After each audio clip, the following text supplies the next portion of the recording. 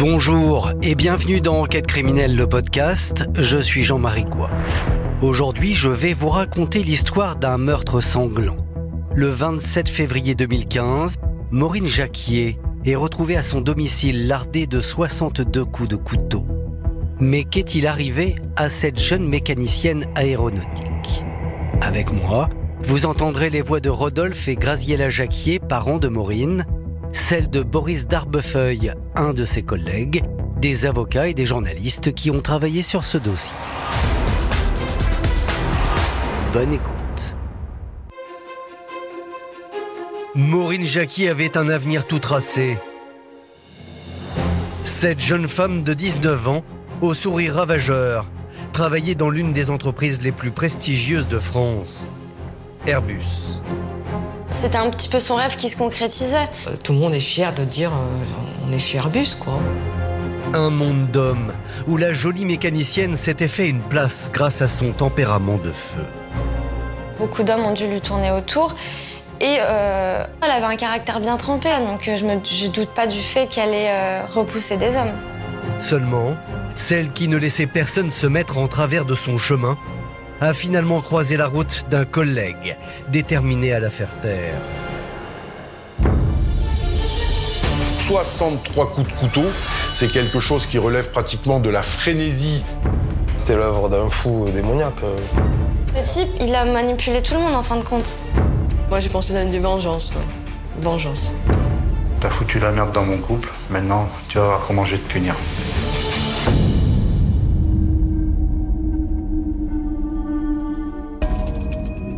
Cette affaire démarre à Toulouse, le vendredi 27 février 2015. Rodolphe et Graziella Jacquier, qui vivent à Lyon, viennent de parcourir 500 km pour rendre visite à leur fille Maureen. Il est 22h30 lorsqu'ils se garent devant la résidence où elle habite. Ils s'apprêtent à vivre l'expérience la plus traumatisante qu'un parent puisse connaître. On descend, et puis on sonne. Et après, quand on est devant la porte, que le fixe il répond pas, que le portable répond pas, que la voiture est là, on se dit mais c'est pas possible. Puis on commence à tourner comme des guêpes, hein. Et puis Rodolphe il dit oh tant pis, je passe par le portail, je vais par derrière, je passe par le portail. Le papa de Maureen enjambe le portail, se rend dans le petit jardinet de l'appartement de Maureen Jacquier, qui vit au rez-de-chaussée. Par chance, le volet roulant de l'appartement est resté ouvert. Il se faufile, mais c'était dans le noir, donc il voyait pas. Et puis il disait Maureen, et puis il voyait pas où elle était, elle n'arrivait pas à la trouver. Donc après, il allume la lumière. Le silence qui règne à l'intérieur du petit appartement est loin de rassurer Rodolphe. Quand on voit son manteau, qu'on voit ses affaires, je commence à la chercher partout. Je dis putain mais... Le mauvais pressentiment du père de famille va malheureusement se confirmer lorsqu'il va pousser la porte qui mène à la chambre de sa fille.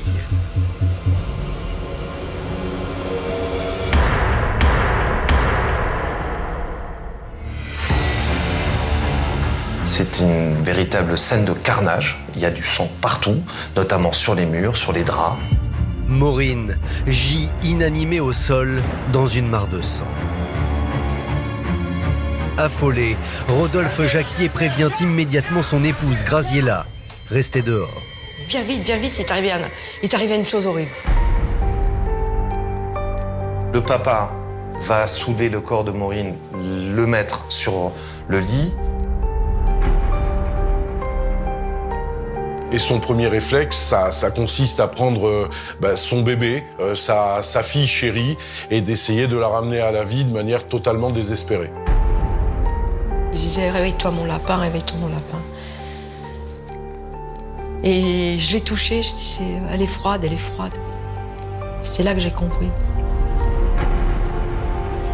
Et c'était une horreur. C'est impensable. Impensable et pour cause. Maureen allait fêter ses 20 ans dans quelques jours. Elle avait donc la vie devant elle. Brillante mécanicienne chez l'avionneur français Airbus, Maureen n'avait pas hésité à quitter le cocon familial 5 ans plus tôt pour vivre sa passion. Une passion dévorante pour laquelle elle avait tout sacrifié et qui lui a coûté la vie.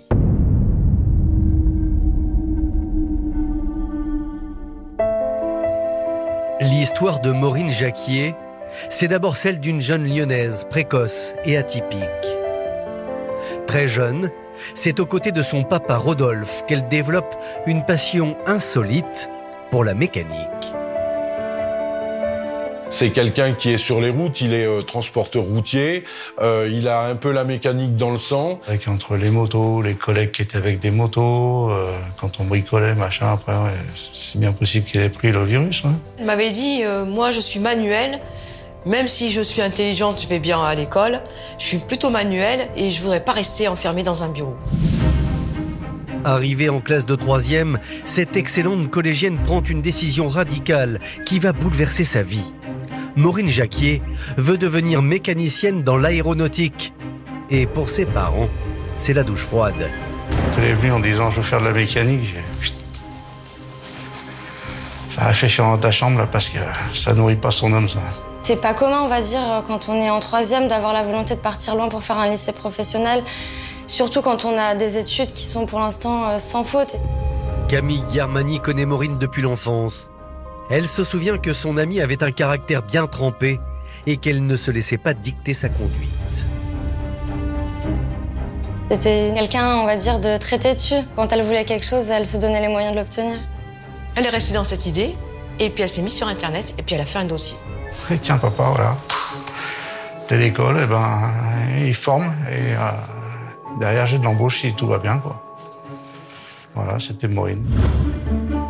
C'est ainsi qu'en 2010, Maureen Jacquier réussit brillamment le concours d'entrée du lycée professionnel d'Airbus, situé dans la Ville Rose, à 500 km de son domicile. C'est quand même quelque chose d'assez spectaculaire quand même, parce que faire de la mécanique sur un avion, c'est immense, c'est énorme. Moi j'étais fière, mais en même temps, j'avais tellement mal parce que je savais qu'elle allait partir. Moi, j'avais pas forcément envie qu'elle parte.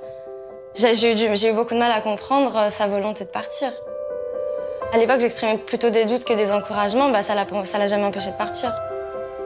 À 15 ans à peine, l'adolescente s'installe donc toute seule, très loin du cocon familial, dans ce petit appartement toulousain.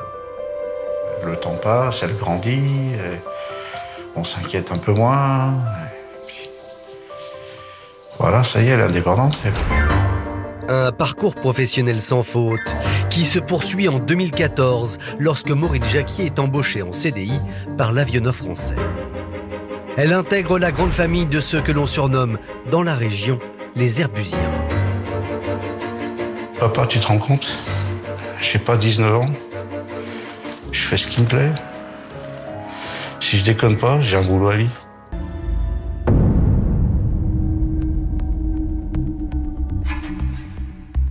À Toulouse, dans le petit appartement de Maureen Jacquier, les enquêteurs de la police judiciaire dépêchés sur place n'ont pas mis bien longtemps à comprendre que le meurtrier de la jeune femme serait un proche. Et voici pourquoi. Aucune effraction n'est constatée, donc les enquêteurs vont exclure la piste du crime crapuleux ou le crime d'un rôdeur. Il y a un autre indice qui laisse penser que le tueur est un familier. Maureen, qui habite au rez-de-chaussée, avait pour habitude de laisser la porte-fenêtre ouverte. Maureen a un animal domestique, un petit chat. Seuls les amis, seuls les initiés pouvaient savoir que pour son chat, la nuit, Maureen Jacquier laissait sa baie vitrée ouverte avec le volet légèrement relevé. Il fallait savoir que le volet roulant, on pouvait le lever facilement. C'est quelqu'un de sa connaissance, il y a aucun doute, aucun doute. Un proche qui se serait acharné. Dans la chambre à coucher, les enquêteurs ne peuvent que constater l'horreur du crime. Le corps de la victime, bardé de plaies, est littéralement méconnaissable. Et lorsque le médecin légiste intervient, il va immédiatement constater, avec cette précision, qu'il opère sur un corps maculé, ensanglanté. Et il va tout de suite se convaincre qu'en réalité, plusieurs dizaines de coups de couteau, manifestement provoqués par une lame forte, très effilée, ont été administrés à la victime.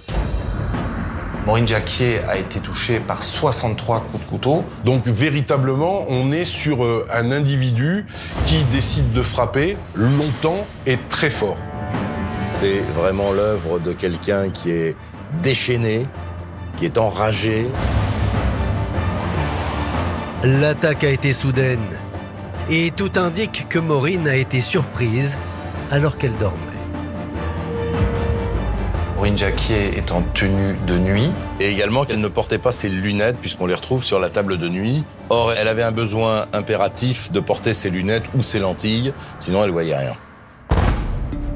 Et puis, les constatations des policiers tentent à montrer que Maureen se serait réveillée au moment de l'attaque.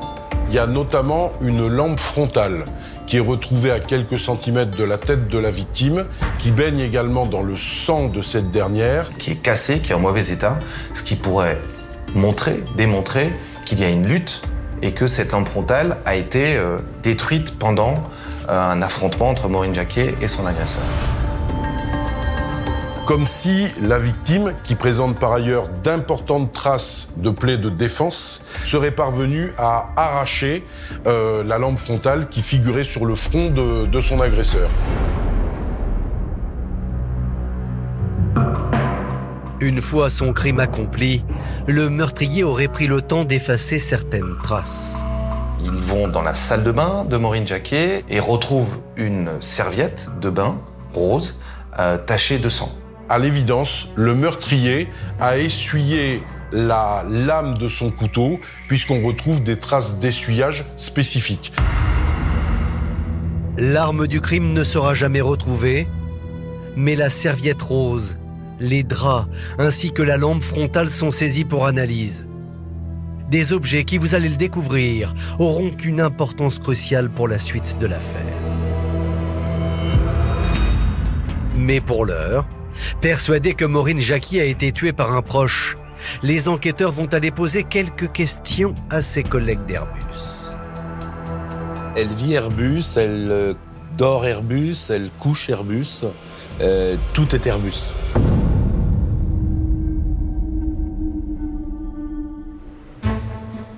À Toulouse, sur le site d'assemblage de l'Airbus A330, les salariés ne se doutent pas encore qu'ils vont être dans le collimateur des enquêteurs. Car ici, tous connaissent Maureen Jacquier. Plus qu'une collègue, elle était une amie. Tous ses amis, tous ses proches sont à Airbus. Ce sont ses collègues, c'est avec eux qu'elle sort, c'est avec eux qu'elle vit, c'est avec eux qu'elle fait des activités. Alors évidemment, lorsque ses collègues apprennent que leur amie Maureen a été sauvagement tuée, et probablement par quelqu'un qu'elle connaissait, la psychose ne tarde pas à s'installer. Boris, Thierry et Mathieu se souviennent du climat délétère qui régnait à l'époque sur leur poste de travail.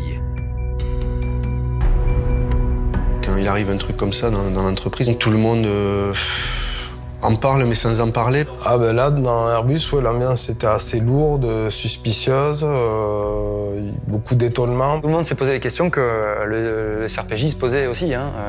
Qui, quoi, mais c'est qui l'avoir vu le dernier, et toi, tout le monde se regardait un peu les chaussettes. Le meurtrier, peut-être parmi nous, oui, forcément. Donc oui, on s'est posé cette question-là. Une interrogation partagée par les policiers. Surtout que sur place, ils vont très vite se rendre compte que Maureen Jacquier était un véritable objet de désir pour ses collègues. Alors, son pouvoir d'attraction lui a-t-il coûté la vie ? Maureen Jacquier est une jolie jeune femme. Elle plaît beaucoup à ses collègues. Dans un milieu d'hommes où il y a très peu de femmes, quelque part, toutes les femmes plaisent, quoi.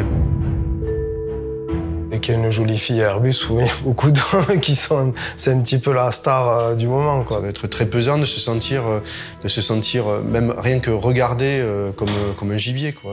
Mais c'était sans compter le caractère bien trempé de Maureen Jacquier. Car du haut de ses 19 ans, elle n'hésitait pas à recadrer ses garçons un peu trop pressants et sans vraiment y mettre les formes.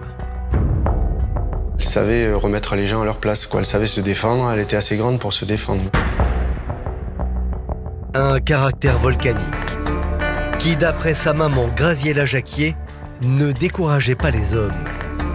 Plusieurs fois, elle a eu des propositions, hein, des garçons qui voulaient sortir avec elle. Hein. Et justement, parmi les prétendants de la jeune femme, il y en a un qui va très vite attirer l'attention. Il s'agit de Quentin Dupont, le meilleur ami de Maureen. Il se murmure dans les couloirs d'Airbus que la jeune femme l'aurait conduit violemment quelques mois avant le drame. Alors forcément, les policiers vont lui poser quelques questions. Et il dit, c'est vrai que j'ai été un petit peu, j'ai eu quelques sentiments pour elle.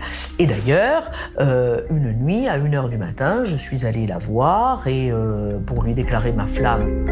Ça interpelle un petit peu les enquêteurs. C'est-à-dire que voilà un type qui est capable de débouler à minuit, 1h du matin, au domicile de Maureen pour lui déclarer sa flamme. Le problème, c'est que Maureen Jacquier ne ressent pas les mêmes choses pour lui et va lui dire d'une façon assez violente, assez brutale. Bref, elle l'y conduit. Quentin sait désormais à quoi s'en tenir. Mais Maureen et lui resteront amis. Pourtant, pour les enquêteurs, le prétendant est conduit à tout du suspect idéal. Alors l'homme se serait-il vengé? La piste est alléchante, d'autant plus qu'il est la dernière personne à avoir vu Maureen Jacquier vivante. Nous savons que lorsque Maureen débauche de son travail, aux alentours de minuit, la veille, c'est-à-dire quelques heures avant d'être frappée et de trouver la mort, elle covoiture son ami, Quentin Dupont, qui n'habite pas très loin de chez elle. Et il est prévu le lendemain que Quentin, à son tour, prenne son propre véhicule pour amener Maureen sur son lieu d'embauche, aux alentours de midi. Seulement voilà. L'attitude du jeune homme le lendemain du drame ne va pas jouer en sa faveur. Car Quentin n'est pas allé chercher Maureen comme il le faisait tous les jours, invoquant un mystérieux prétexte. Quentin, le voici. Il a accepté pour enquête criminelle de nous expliquer ce qui l'a retenu ce matin-là. J'attendais un colis qui devait arriver dans la matinée. C'est au moment où ils sont passés à la législation sur les détecteurs de fumée. C'était obligatoire, donc je devais recevoir mon détecteur de fumée dans la matinée. Et comme je ne savais pas à quelle heure j'allais le recevoir exactement, je lui ai dit vas-y, sans moi, j'y retravaille tout seul.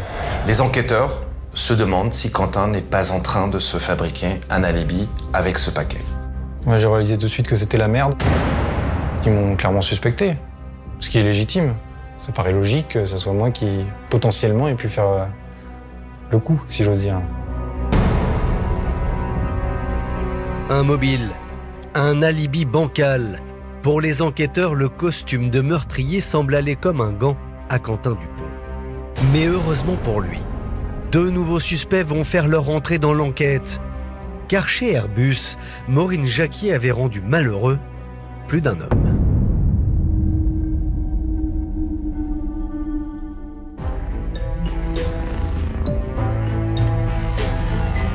Les policiers découvrent l'existence d'une main courante pour harcèlement déposée 2 ans plus tôt par Maureen Jacquier contre un certain Guillaume. Électricien chez Airbus, ce jeune homme a partagé la vie de Maureen pendant plusieurs mois avant qu'elle ne le quitte sans ménagement. Comme elle le traitait, des fois je lui disais mais arrête le pauvre, il ne dit rien, regarde. Oui mais voilà. Il bouge pas. Maureen va lui expliquer qu'elle souhaiterait que la relation cesse. Il a sans doute plus de mal que d'autres à l'accepter. Il pleurait devant le portail, il disait reprends-moi. Bon, et du coup, Maureen insistait sur ce qu'elle avait décidé. Hein, elle était décidée, de toute façon, elle me dit non, ça va plus, t'es trop gamin. Guillaume n'aurait pas digéré cette rupture et aurait pendant des semaines harcelé Maureen. Jusqu'à ce que la jeune femme décide de se rendre au commissariat, accompagnée de ses parents. Quand Maureen a déposé la main courante, il m'avait appelé en me disant « Ah mais sur le coup de la colère, j'ai dit de toute façon, tu t'emmerdes encore la gamine, je descends, je te découpe, je te mets dans la Garonne. » Guillaume, le petit ami humilié. Quentin, le prétendant, est conduit. Et ce n'est pas tout. Un troisième homme fait son apparition sur la liste des suspects, Johan Devel. Il est le dernier ex en date de Maureen Jacquier et son profil interpelle, car dans la galerie des amoureux, il est le rebelle. Johan est différent des autres relations qu'a eu Maureen Jacquier. C'est quelqu'un qui boit, c'est quelqu'un qui fume. Il disait qu'il allait changer. Vous savez, tout le monde dit que l'on va changer. Et puis elle s'est accrochée à ça parce que parce qu'elle l'aimait déjà et parce que il lui a fait croire qu'il allait changer. Seulement Johan ne change pas. Et selon les amis du jeune homme, Maureen le lui fait payer. Les enquêteurs vont entendre le meilleur ami de Johan. Lui va décrire une relation houleuse entre Johan et Maureen Jacquier et va décrire Maureen Jacquier comme quelqu'un de cassant. Le couple finit par se séparer. Mais blessé dans son orgueil, Johan, le rebelle, aurait-il commis l'irréparable ? C'est en tout cas le sentiment des parents de Maureen, qui depuis le début se méfient de ce garçon qu'ils jugent inquiétant. Moi j'ai pensé à une vengeance, ouais. Vengeance. On peut être assez débile pour faire des conneries pareilles.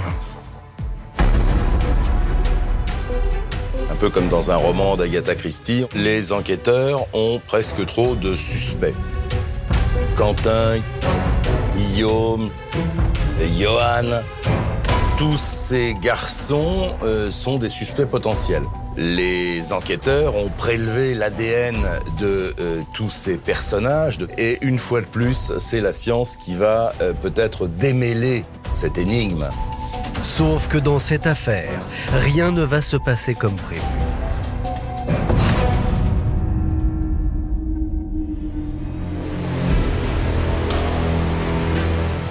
Le 16 mars 2015, un mois après le meurtre sauvage de Maureen Jacquier, les enquêteurs toulousains reçoivent sur leur bureau les résultats des analyses scientifiques. Souvenez-vous, une lampe frontale, une serviette, ainsi que des draps maculés de sang, avaient été mis sous scellé pour analyse. Des objets qui ont fini par parler. Les enquêteurs vont trouver 3 traces ADN qui semblent appartenir au même individu. On a l'ADN du criminel. Il suffit juste de faire des comparaisons et normalement, ça devrait aboutir ou faire aboutir l'enquête. L'ADN du criminel va donc être croisé avec celui des 3 suspects déjà dans le viseur des enquêteurs. Quentin, Guillaume et Johan. Seulement, contre toute attente, ces comparaisons vont mener à une impasse. Le problème, c'est que ça ne matche pas. C'est-à-dire qu'on avait des suspects qui étaient beaux comme des soleils. On savait que c'était, on était persuadé que c'était un de ceux-là. Et l'ADN dit le contraire. La science dit le contraire. Donc on repart à zéro. C'est un sacré coup dur pour les policiers. Mais ils ne vont pas baisser les bras pour autant et décident de suivre leur première intuition. Chercher le meurtrier sur le lieu de travail de Maureen Jacquier. Alors, 2 mois après son meurtre, ils vont tenter un coup de poker. Les fonctionnaires de police, maintenant, n'ont plus qu'une obsession. Ils vont, à partir du réseau professionnel, procéder à des prélèvements d'échantillons ADN. Une opération d'envergure, car c'est plus de 150 employés qui vont devoir se soumettre à des prélèvements salivaires. Une expérience assez traumatisante pour certains. Certains qui ont dit oui, mais attends, s'ils prennent notre ADN, après, on va être fichés. Là, je me suis senti un petit peu agressé, mal à l'aise, parce que je me suis dit, qu'est-ce que c'est que cette histoire hein. Voilà, bon. Et ils font leur boulot, hein, c'est normal, hein, ils cherchent un peu à avoir des réponses. Je pense qu'il n'y en avait qu'un qui devait s'inquiéter, le meurtrier. Un meurtrier qui a raison de s'inquiéter, car le pressentiment des enquêteurs était le bon. Plus de 3 mois après le début de cette incroyable affaire, la chance va finir par tourner. Parmi les 150 ADN examinés, il y en a un qui va matcher, comme on dit, c'est celui qui correspond à Sylvain Boulet. Car Sylvain Boulet est certes mécanicien chez Airbus, mais il s'agit surtout d'un très bon ami de Maureen Jacquier. Un garçon bien sous tout rapport, insoupçonnable.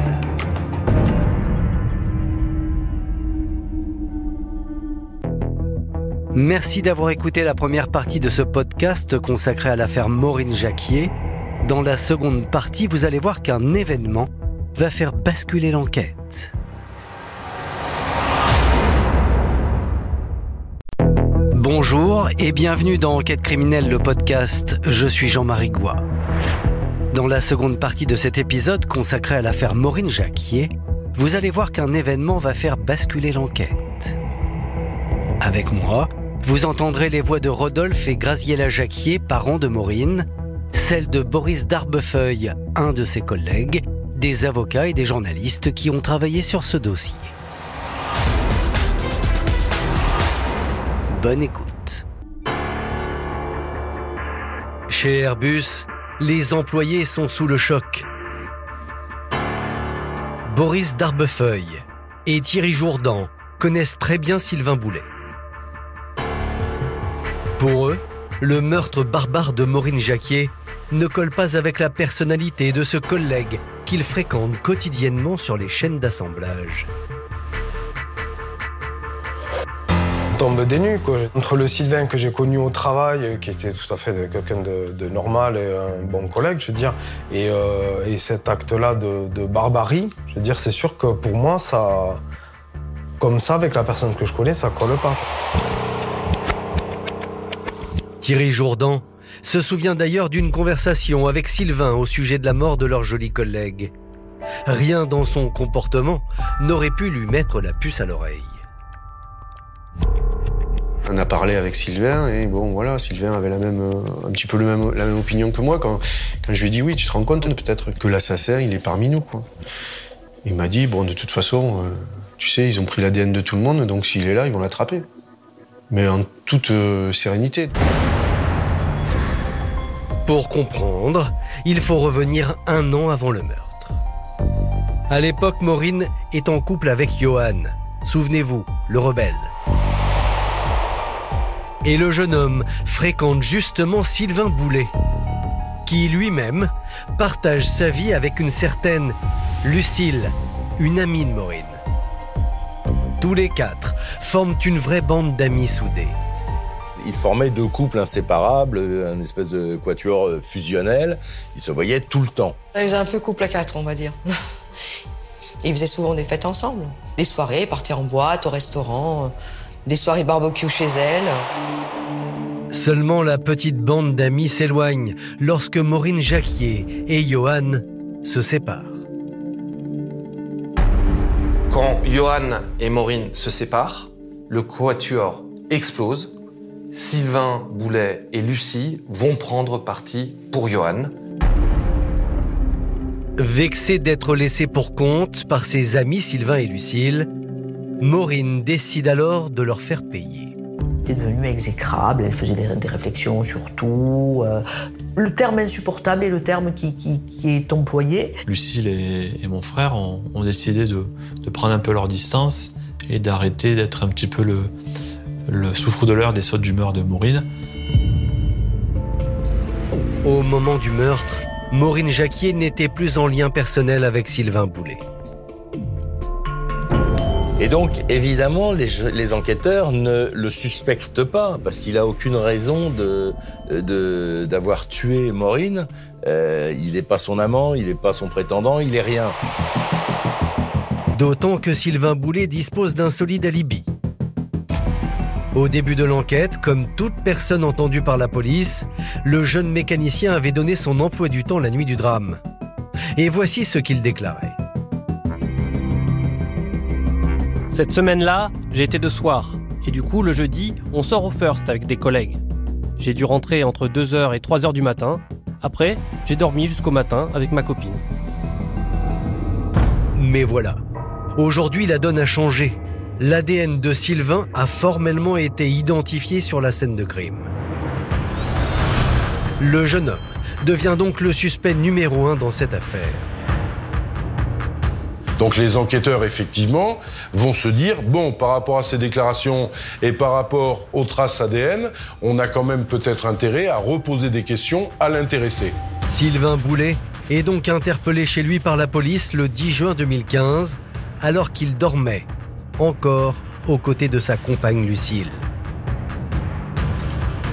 Placé en garde à vue au commissariat de Toulouse, il va devoir s'expliquer.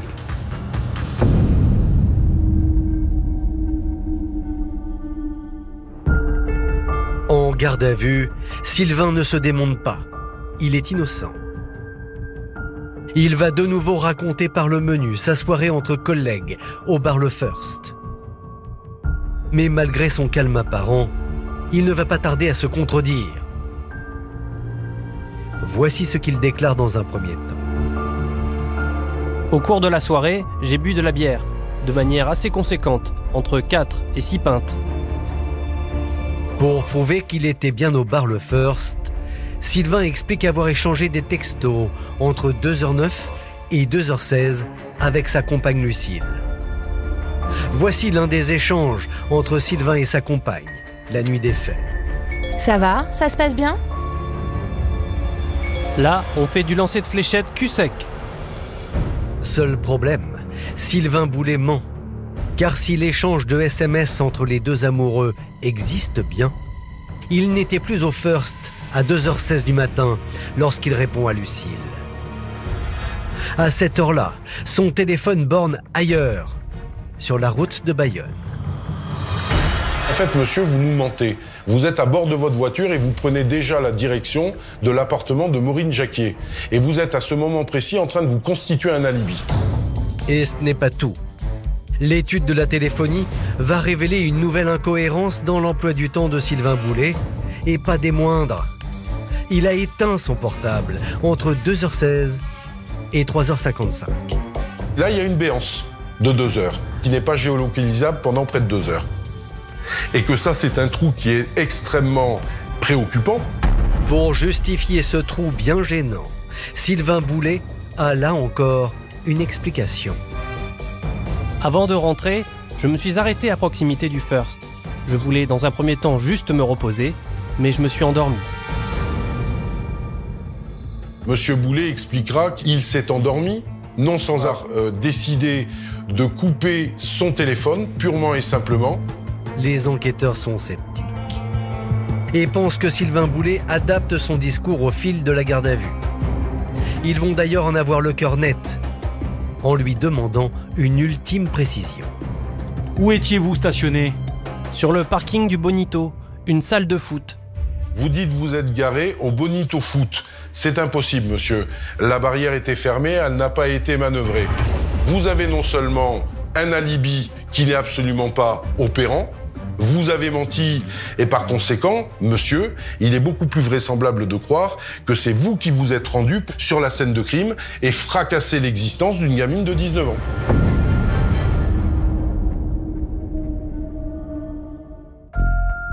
Les preuves matérielles semblent s'accumuler contre Sylvain Boulet. Mais il y a un problème, il manque un mobile. Eh bien, les enquêteurs ne vont pas tarder à lui en trouver un.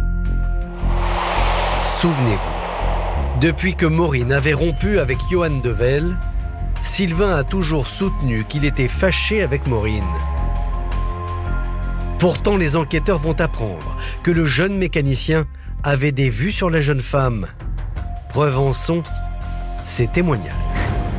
Par moments, c'est arrivé qu'il disait ouais, elle est bien quand même, Maureen. Le style, elle est bien faite. Ou, voilà, enfin, c'est des petites réflexions dans ce style-là. Il avait l'air de dire qu'elle la laissait pas indifférente, ça c'est sûr. Voilà, qu'elle était attirante. Toi. Il est très excité par l'image que renvoie Maureen. Et il s'est dit pourquoi pas moi. À tel point que quelques semaines avant le drame, Sylvain s'en serait ouvert à Maureen Jacquier. Selon la mère de la victime, il avait même déclaré à Maureen vouloir quitter sa petite amie Lucille pour elle. Des avances répétées que la jolie mécanicienne aurait vivement repoussées. Il a commencé à lui dire des choses, mais je voudrais bien coucher avec toi, ou viens on sort ensemble, moi je veux plus rester avec Lucie, de toute façon à la fin de ses études je la laisse tomber, on se met ensemble, et il a commencé à se faire des films.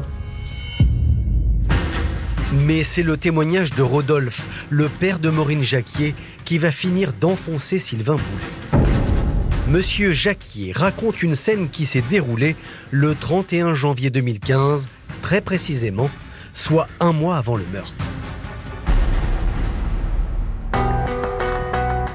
Ce jour-là, sa fille Maureen avait donné rendez-vous à la petite amie de Sylvain, Lucille. Et le jeune mécanicien s'était invité à la dernière minute. Maureen devait voir Lucille. Elle me dit, ouais, fais chier, autre con, hein, j'ai pas envie de le voir. Si Maureen devait voir Lucille et qu'elle emmerdait parce que lui, il est là, c'est qu'elle avait des choses à dire à Lucille sans qu'il soit là. Et selon Rodolphe Jacquier, c'est lors de ce rendez-vous avec Lucille que sa fille aurait accusé Sylvain de lui tourner autour. Elle a dû lui dire, court après, il ne veut pas comprendre que c'est nous. Que ça commençait à lui peser, que ceci, que cela. Et à mon avis, ça a mis le feu aux poudres. Sylvain Boulet n'aurait pas du tout apprécié ce qui s'est dit ce soir-là, et peut-être se serait vengé. Le mobile du crime commence à se dessiner. Les enquêteurs décident alors de se tourner vers Lucille, la compagne de Sylvain. Un témoignage qui pourrait être crucial pour prouver la culpabilité de leur suspect numéro 1.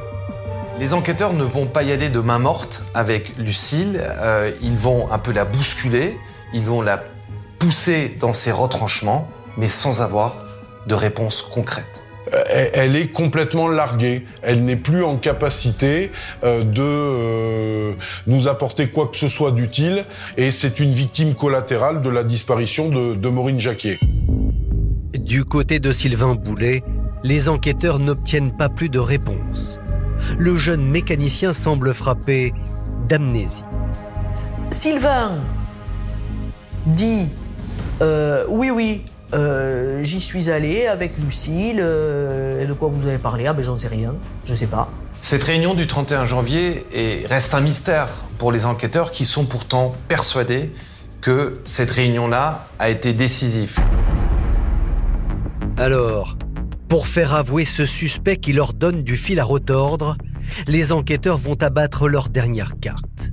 La présence de son ADN sur la scène de crime. Et contre toute attente, Sylvain va faire volte-face. Oui, il a menti, mais il reste innocent. Il explique qu'en fait, il revoyait Maureen Jacquier dans le plus grand secret. Car tous les deux étaient en fait devenus amants lors d'une soirée en juillet 2014, soit 7 mois avant le meurtre. Tiens donc, vous étiez censé ne plus la fréquenter depuis février 2014. Non, je vous explique. En réalité, moi j'ai continué à la voir et j'ai dormi en juillet 2014 chez elle. Et il dit, j'ai dormi avec elle dans son lit, puisque le canapé du salon, le canapé clic-clac, était occupé. Ils ont couché ensemble le lendemain matin quand ils se sont réveillés. Et il dira, moi je ne l'ai pas dit, parce que je ne voulais pas que Lucille la prenne. Mais quel homme qui aurait trompé sa compagne ne l'aurait pas fait? Cette liaison secrète arrange bien Sylvain Boulet, car elle expliquerait la présence de son ADN sur la scène de crime. Seulement les enquêteurs n'y croient pas. Pour eux, Sylvain Boulet se serait rendu chez Maureen Jacquier pour la faire taire à jamais. Une vengeance par arme blanche, parce que la jeune mécanicienne l'aurait violemment éconduit. Une hypothèse crédible, car manque de chance pour le jeune homme, Sylvain est passionné de couteaux. « 4 mois après le meurtre, une perquisition est menée au domicile de Sylvain Boulet. les policiers y font une découverte inquiétante. Sylvain a une passion glaçante pour les armes blanches, comme le montre cette photo, prise à l'occasion d'Halloween. Lorsqu'il débarque en perquisition chez lui, il retrouve un véritable arsenal. Il collectionne des coutelas et des couteaux, qui ne sont pas, à proprement parler, des couteaux de cuisine. Il en a. Mais là, ce sont des couteaux qui sont des couteaux de chasse et des couteaux de guerre. Derrière l'image de gendre idéal, Sylvain Boulet semble attiré par une forme de violence. Et selon ses amis, Sylvain Boulet ne faisait pas que collectionner les couteaux. Il se montrait parfois enclin à les utiliser. Certains amis de Sylvain Boulet disent qu'il est capable de réactions excessives, de réactions violentes. Il y a eu des épisodes, en particulier un très particulier, où il va décider de poursuivre couteau à la main 2 individus qui lui auraient peut-être subtilisé son portefeuille. Ils ont dû le retenir pour qu'il ne commette pas l'irréparable. Il est déguisé en Monsieur Tout-le-Monde, mais c'est pas Monsieur Tout-le-Monde. Et cette violence s'exprimerait également dans sa vie intime. On s'aperçoit également qu'il a une sexualité un peu débridée, puisqu'il va en permanence prendre des prostituées ou des call girls, en dehors des relations qu'il a avec sa compagne, qui sont des relations violentes, où il l'étrangle notamment pendant les rapports. Il semble attiré par les jeux de domination. Les mœurs inquiétantes de Sylvain Boulet, ainsi que son appétence pour la violence, vont finir de convaincre les enquêteurs que l'homme est bien l'auteur présumé du meurtre de Maureen Jacquier. Si vous voulez, une enquête, c'est tous des petits éléments mis bout à bout. Et là, tous les petits éléments mis bout à bout, ça commence à pas sentir bon pour lui, quoi. Et puis, il y a son ADN sur la scène de crime. Ah, j'ai envie de vous dire que les jeux sont faits, hein. La préméditation n'ayant pas été retenue, Sylvain Boulet est mis en examen pour homicide volontaire. Renvoyé devant la cour d'assises de Toulouse en janvier 2019, le jeune mécanicien ne parviendra pas à convaincre les jurés de son innocence et sera condamné à 30 années de réclusion criminelle. J'ai du dégoût, en fait. J'étais dégoûté de me dire que on préfère rendre coupable quelqu'un sur une hypothèse que de vouloir trouver la vérité. Le clan Boulet choisit alors de faire appel de cette décision et crie à l'erreur judiciaire. Et vous allez voir qu'il dispose de solides arguments.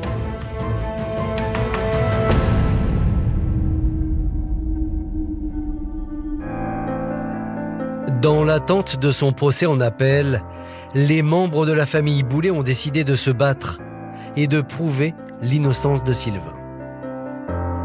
Pour enquête criminelle, Martine Boulet, la mère de Sylvain, s'exprime pour la première fois sur les accusations qui pèsent sur son fils.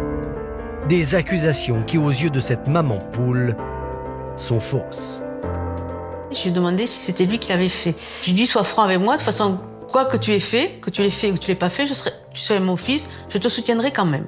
Mais il m'a dit, ce n'est pas moi. Nous, tout ce qu'on veut, c'est que justice soit faite, qu'on trouve la vraie personne. À vouloir un peu bâcler, je trouve, on est en train de faire une seconde victime, c'est mon frère. Le clan Boulet estime que l'enquête des policiers a été partielle et menée à charge contre Sylvain. Pour nous, c'est pas fini. Non, non. Et les trucs qui sont louches, ils ont pris la facilité. Et comment dire, dès le départ, ça a été foireux, cette enquête. L'ADN, par exemple, comme reine des preuves, les Boulets n'y croient pas. Car lors de la perquisition menée au domicile de Sylvain, aucune trace de sang ou empreinte génétique de Maureen n'a été retrouvée. Or, selon eux, si Sylvain avait tué Maureen de 63 coups de couteau, il aurait été couvert du sang de sa victime. En fait, c'est pas possible.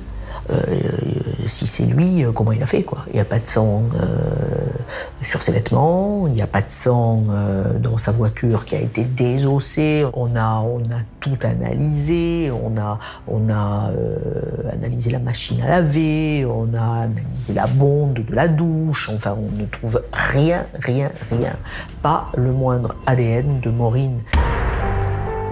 Le camp Boulet dispose d'un autre atout de taille dans sa manche. Un témoignage crucial, complètement mis de côté par les policiers.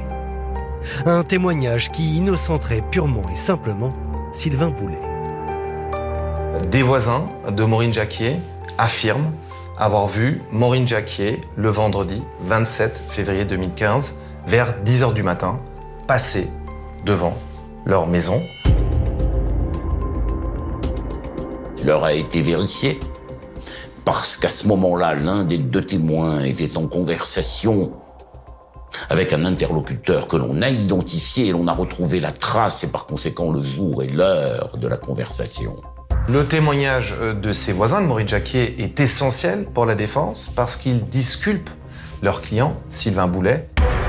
En effet, ce témoignage des voisins montrerait que Maureen Jacquier n'aurait pas été tuée en pleine nuit, le jeudi 26 février 2015, mais le lendemain, le vendredi, en fin de matinée. Une hypothèse crédible, car dans cette affaire, le médecin légiste a commis une terrible erreur. Le médecin légiste n'a pas été capable de donner avec précision la date de la mort, tout ça parce qu'ils ont oublié de prendre la température du corps au moment des constatations. Or, si elle a été tuée dans la matinée, Sylvain Boulet ne peut pas être l'auteur des faits. Il était localisé et présent ailleurs. Et ce n'est pas tout. La défense a également mis la main sur le dernier échange de SMS entre Maureen Jacquier et Sylvain Boulet. Il date de 4 mois avant le meurtre et prouverait que le jeune mécanicien n'harcelait pas la jeune femme. Lorsqu'on examine les échanges téléphoniques par SMS entre Maureen et Sylvain Boulet, on s'aperçoit que c'est elle qui le sollicite. Cet échange, le voici. Salut, c'est Maureen. Chaud pour sortir ce soir? Pas ce soir, une autre fois. C'est ça, être véritablement intéressé. Or, ça ne veut pas dire qu'elle lui déplaisait. Ça veut dire qu'il ne l'a jamais harcelée. Moi, j'ai une personne qui m'harcèle, je ne lui ai dit pas de venir. Hein. Et donc, en réalité, on a fabriqué un mobile. Avec tous ces éléments, la famille Boulet espère bien cette fois convaincre les jurés et obtenir l'acquittement de Sylvain.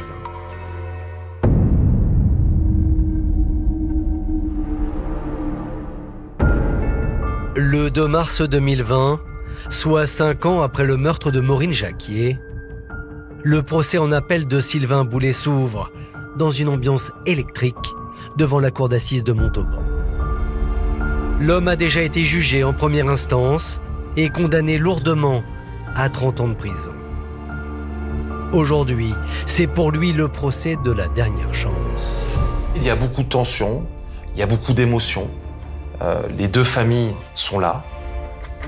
D'un côté, le camp Jacquier qui attend la vérité sur le meurtre barbare de Maureen. Revivre la même chose 5 ans en arrière, c'est très difficile de nous faire revenir à la barre. De l'autre côté, les Boulets qui, avec leur avocat, préparent la défense de Sylvain depuis des mois. J'espère qu'il va être acquitté. J'y crois dur comme fer. Dès le début de l'audience, les avocats de la défense décident d'abattre leurs meilleures cartes. Ils appellent les voisins de Maureen à témoigner. Souvenez-vous, ils avaient vu passer la jeune femme devant leur fenêtre, en fin de matinée, ce qui prouverait qu'elle ne serait pas morte dans la nuit et ce qui innocenterait Sylvain.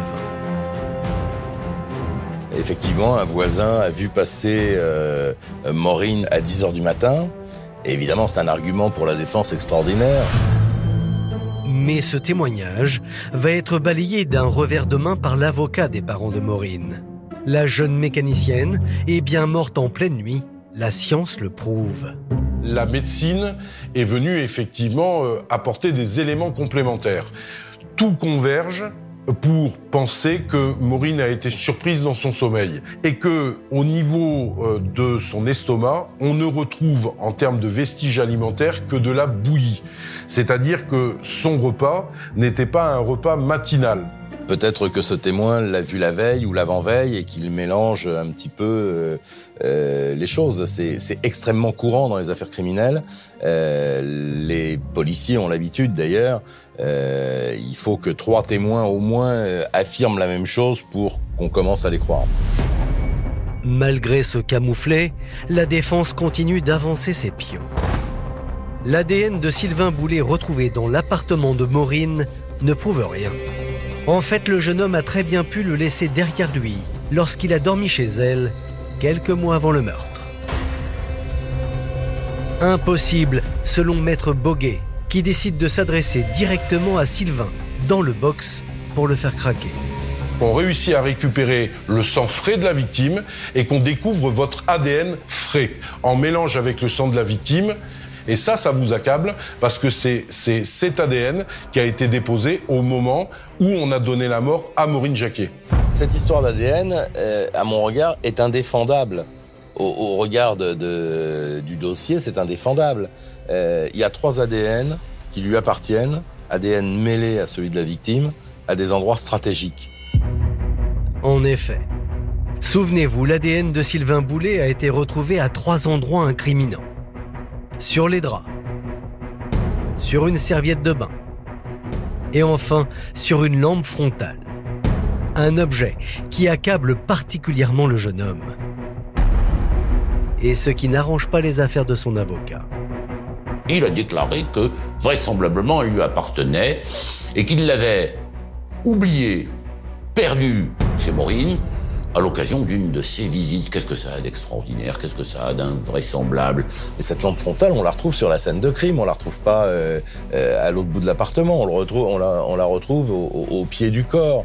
Donc très vraisemblablement, dans la bagarre, elle est tombée, il l'avait sur la tête et elle est tombée. La messe est dite à partir de là.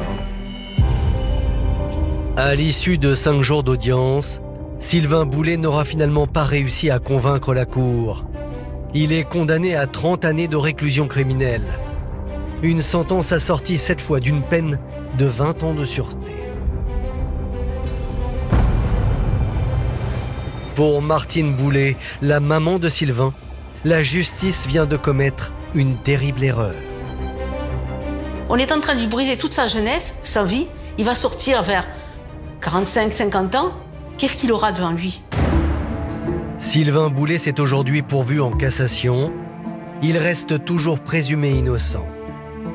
Dès lors, c'est un nouveau combat qui s'ouvre pour la famille Jacquier, qui, chaque jour, pleure leur fille Maureen. Et toute ma vie, j'aurai la colère et de la peine mélangées, de toute façon. J'aurais beau faire n'importe quoi. Cette nuit-là, je l'oublierai jamais. Elle est gravée dans ma tête. Ce sentiment de frustration, en fait, ça me met... En fait, il n'y a rien pour nous. Là. Ça a mis la société à l'abri, mais nous, il nous manque toujours notre fille. Je suis désolé, mais voilà.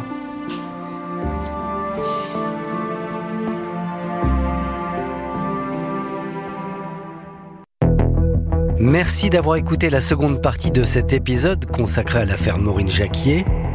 N'hésitez pas à vous abonner à ce podcast afin de recevoir chaque semaine un nouvel épisode. Et bien sûr, s'il vous a plu, vous pouvez laisser un commentaire sur l'appli RTL, rtl.fr et toutes les plateformes partenaires. Je vous dis à bientôt. La pluie tombait sans relâche sur les pavés sombres de la ville ce soir-là, transformant les rues en miroirs tremblants où se reflétaient des lumières vacillantes.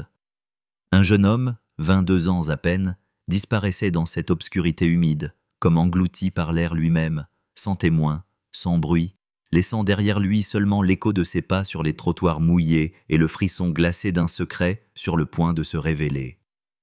Ce soir-là, personne ne pouvait imaginer que ce qui semblait être une simple absence allait devenir l'une des enquêtes les plus obsédantes de la décennie, et que la clé de la vérité résiderait des années plus tard dans un appareil que personne ne pensait encore important, le téléphone oublié d'un ami.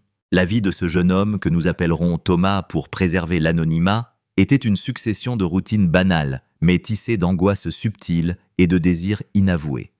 Étudiant en lettres, il connaissait les poèmes et les romans par cœur, mais il connaissait aussi les rues comme la paume de sa main, fréquentant des cafés où l'odeur du café noir se mêlait à celle des vieux livres et des conversations étouffées. Son entourage parlait de lui comme d'un garçon discret, presque effacé, mais toujours attentif aux autres, capable d'une empathie rare pour son âge. Pourtant, derrière cette façade calme, Thomas portait un malaise qu'il n'exprimait jamais à voix haute, un sentiment de solitude que même les rires d'amis proches n'arrivaient pas à dissiper. Le soir de sa disparition, il avait quitté son appartement pour rencontrer un ami de longue date, quelqu'un qui connaissait certains des secrets les plus intimes de sa vie.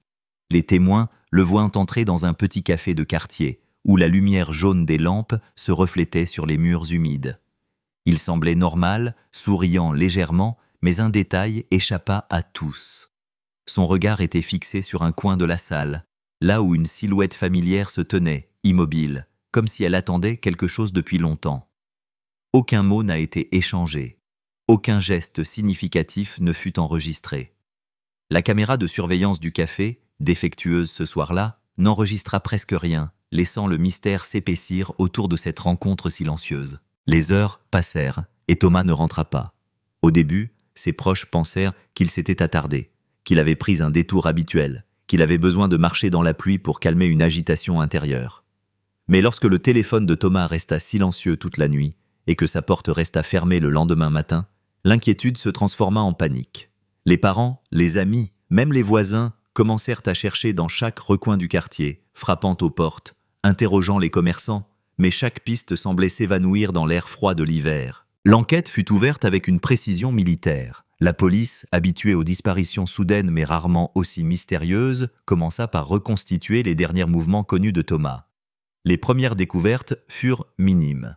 Le journal intime restait ouvert sur son bureau, un café renversé dans la cuisine, des traces de pas qui s'éteignaient dans le hall d'entrée. Pourtant, derrière ces indices apparemment anodins, une tension s'installait palpable, presque viscérale.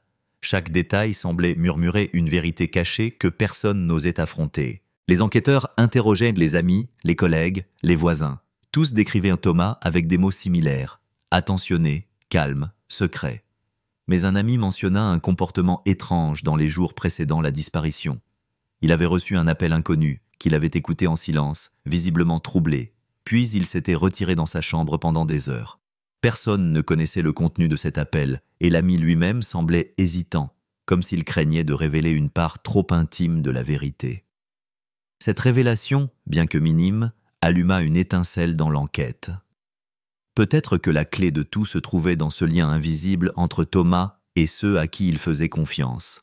La police étendit alors ses recherches à tous les lieux que Thomas fréquentait, les cafés, les bibliothèques, les ruelles étroites où il aimait marcher seul. Les enquêteurs examinaient chaque centimètre de trottoir, chaque banc, chaque coin sombre. Ils interrogèrent les passants, les commerçants, les gardiens de parking, espérant qu'un regard, un mot, un geste oublié pourrait révéler quelque chose. Mais la ville semblait avaler Thomas dans un silence impénétrable, comme si elle voulait garder son secret pour elle seule. Parallèlement, les proches de Thomas essayaient de recréer ses habitudes, ses routines, espérant retrouver la moindre piste. Ils regardaient les vidéos de surveillance des commerces, fouillaient ses affaires personnelles, tentaient de reconstituer les derniers instants connus. Chaque petit détail devenait un objet d'attention, chaque objet, chaque mot, chaque geste prenait une importance disproportionnée, comme si le temps lui-même s'était figé dans l'attente de la vérité. La tension monta encore lorsque la police découvrit que le téléphone portable de Thomas n'avait pas été utilisé depuis la soirée de sa disparition.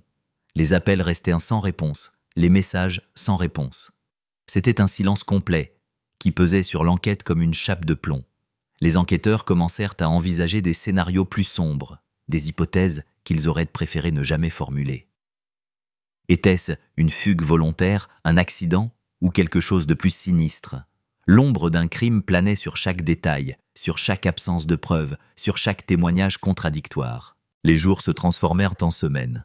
Les recherches s'intensifièrent, mais chaque piste semblait aboutir à une impasse. La ville continuait de vivre, mais pour la famille et les amis de Thomas, le temps s'était figé dans un vide d'incertitude. La pluie, fidèle témoin de cette nuit fatidique, continuait de tomber, lavant les pavés, mais laissant intact le mystère. Et dans ce silence humide, la promesse d'une révélation invisible attendait patiemment d'être entendue, enfouie dans un objet que personne ne pensait inspecter. Alors que la police scrutait chaque indice matériel, le moindre geste humain, les conversations enregistrées, les regards échangés, il semblait que tout était sur le point de se révéler, mais que la vérité restait suspendue, hors de portée, comme un souffle glacé qui traverse une pièce vide. Et c'est dans ce moment de tension maximale, lorsque l'enquête semblait stagner, que l'inattendu allait se produire. Un simple téléphone oublié, un ami distrait, et une voix, un message vocal, presque inaudible, contenant la clé de toute une disparition. Un objet qui allait transformer la perplexité en certitude, le doute en choc et l'angoisse en compréhension. La découverte du téléphone oublié fut presque accidentelle. Il reposait sur une étagère poussiéreuse dans l'appartement d'un ami de Thomas, un lieu que personne n'aurait pensé fouiller. L'ami, pris dans le tourbillon des semaines suivant la disparition, avait mis l'appareil de côté, distrait par ses propres obligations, inconscient qu'un simple geste pouvait contenir le fil fragile reliant Thomas à la vérité. Quand la police le contacta pour récupérer le téléphone, l'angoisse monta instantanément. À chaque seconde, l'objet semblait battre comme un cœur secret, prêt à révéler ce qu'il avait gardé si longtemps dans son silence. Les enquêteurs commencèrent par examiner les données classiques. Appels récents, messages envoyés, géolocalisation. Rien de concret ne surgissait, comme si Thomas s'était évaporé dans un monde parallèle où aucune trace digitale ne pouvait le suivre. Puis, un détail minime attira leur attention. Un message vocal, enregistré quelques heures après la soirée où Thomas avait été vu pour la dernière fois. La voix était tremblante, hésitante, mais indéniablement celle de Thomas. Il parlait à voix basse, presque un murmure, décrivant un lieu, un rendez-vous, et surtout, un sentiment d'inquiétude qu'il ne pouvait plus contenir. Chaque mot était chargé d'une tension palpable, une confession codée que personne n'avait su entendre à l'époque. L'analyse du message fut minutieuse. Les enquêteurs repassèrent le son, ralentirent la voix, cherchèrent le moindre indice caché dans les silences, les respirations, les hésitations. Ils notèrent chaque inflexion, chaque pause, chaque mot mal prononcé, persuadés que la clé de l'énigme se cachait dans ce mélange subtil de peur et de désespoir.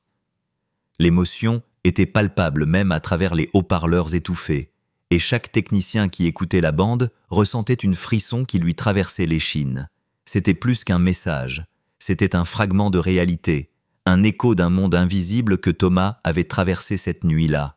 Parallèlement, les enquêteurs entreprirent de recouper le contenu du message avec toutes les informations déjà collectées, les trajets connus de Thomas, ses habitudes, les lieux fréquentés. Une carte mentale se formait lentement, liant des points dispersés qui, séparément, semblaient insignifiants. Chaque café, chaque banc, chaque ruelle mentionnée dans le message correspondait à un espace familier de sa vie quotidienne, mais certains points révélaient des zones moins connues, des passages cachés, des coins de la ville presque oubliés.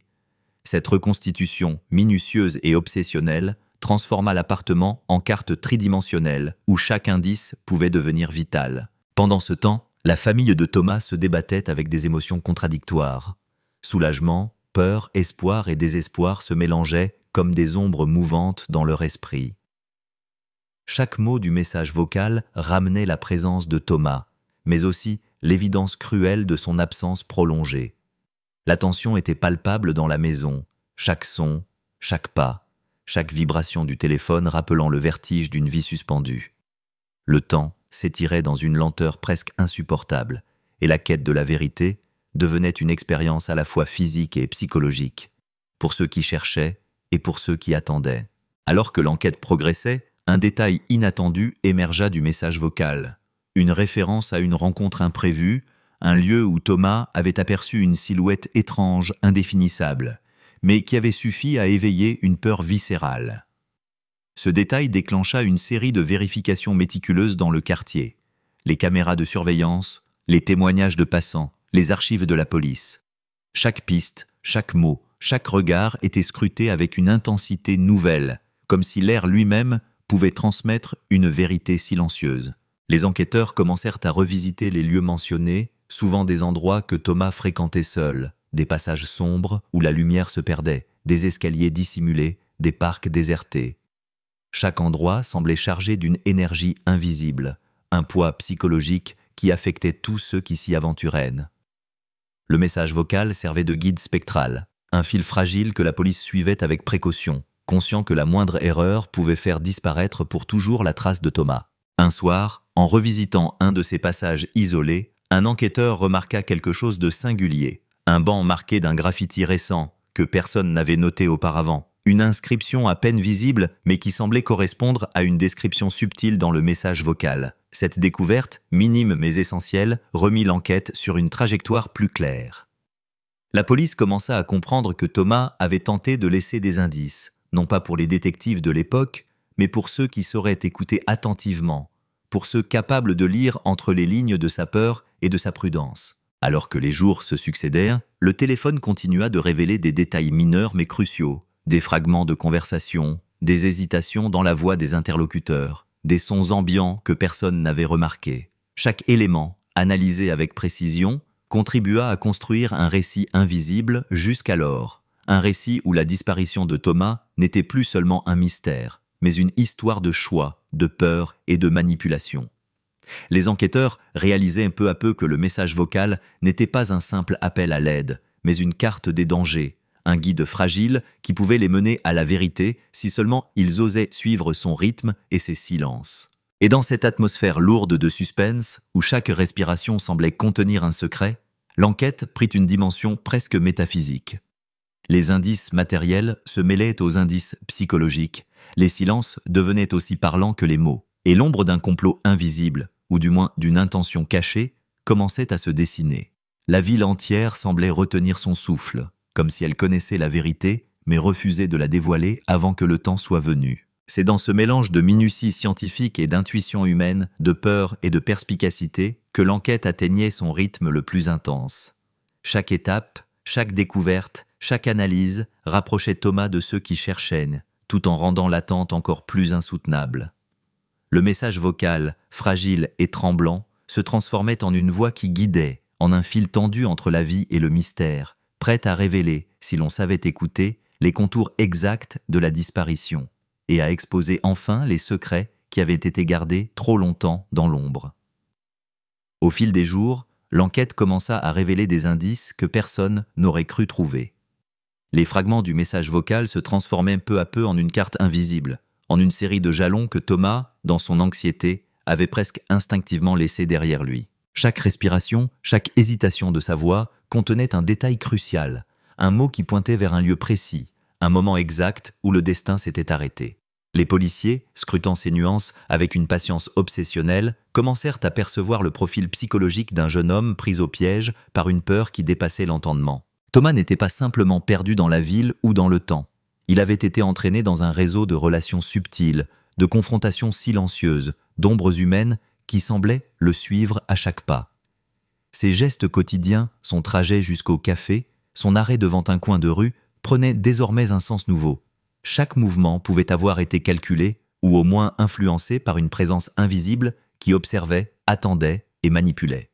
Les enquêteurs comprirent que ce n'était pas un simple hasard, mais un mécanisme complexe de dissimulation, où chaque détail matériel devenait une pièce d'un puzzle psychologique.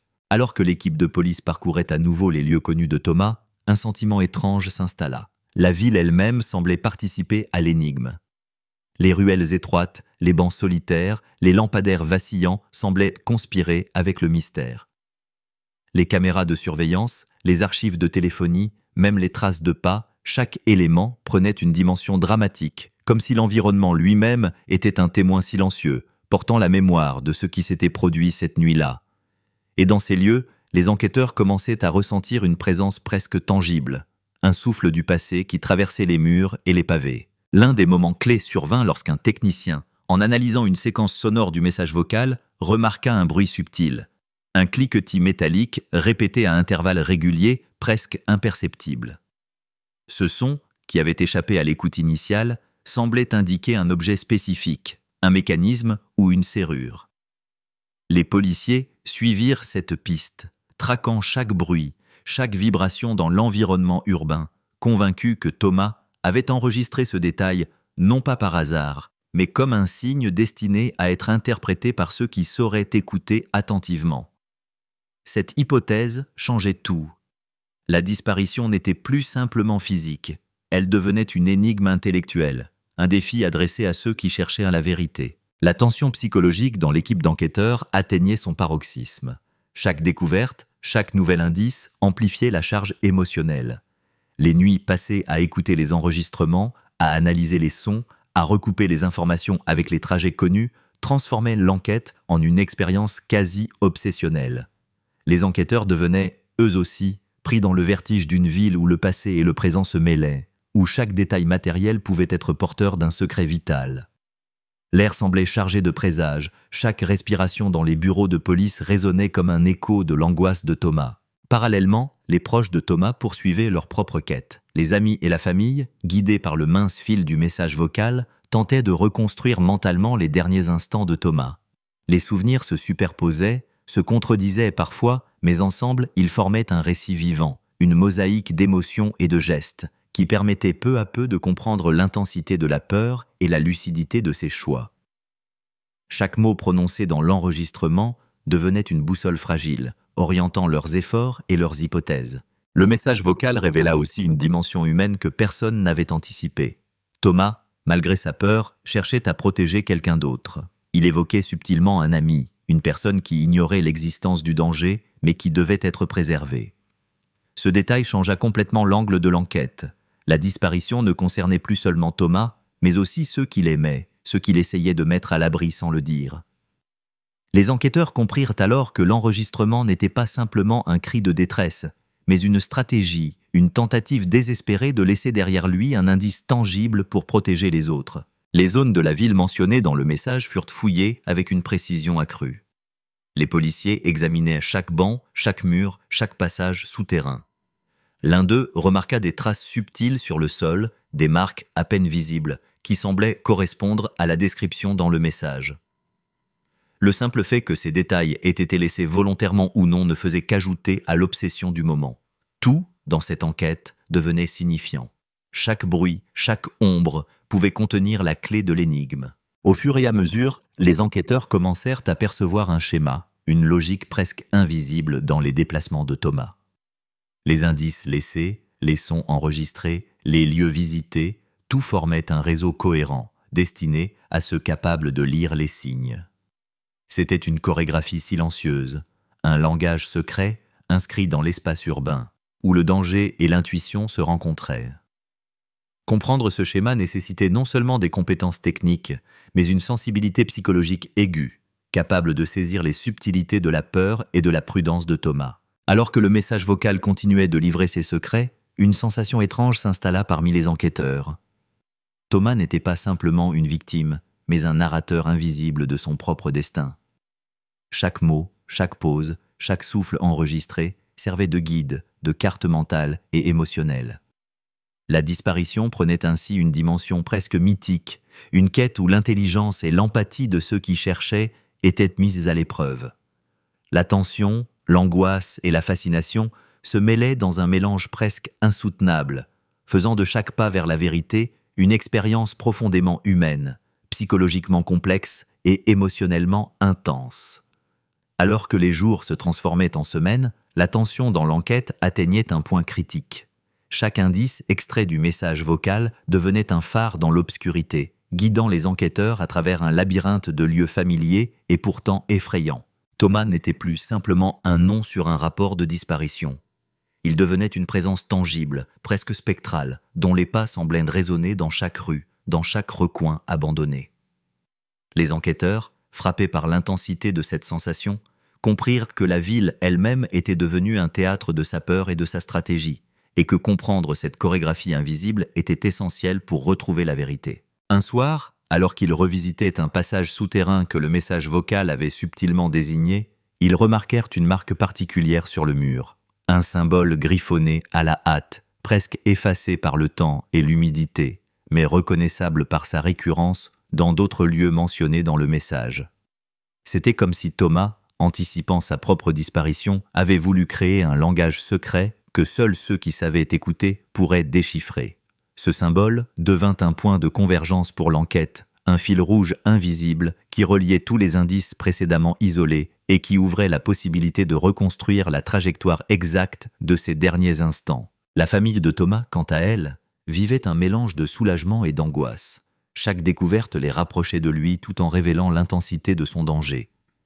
Les souvenirs remontaient, chaque détail banal de sa vie quotidienne prenait un nouveau sens.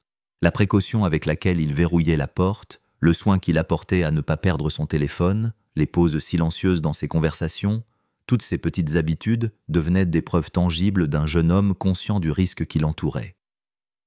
La disparition ne relevait plus du hasard, mais d'un scénario complexe où la vigilance de Thomas et l'attention des enquêteurs devaient converger pour révéler la vérité. L'enquête prit une dimension plus technique lorsque la police fit appel à des spécialistes en acoustique et en analyse sonore. Le message vocal, déjà riche en indices, révéla de nouvelles subtilités lorsqu'il fut filtré et amplifié. Des bruits de pas, des froissements de tissus, un souffle à peine audible, tous ces détails devinrent des points de repère, indiquant non seulement un trajet, mais aussi un état émotionnel précis. Les enquêteurs commençaient à ressentir l'angoisse de Thomas, ses hésitations, ses calculs silencieux, et à comprendre la logique presque géométrique derrière ses mouvements. Chaque son devenait une boussole, chaque silence un avertissement, chaque respiration un indice de survie. Alors que les pièces du puzzle se rassemblaient, une vérité troublante émergea.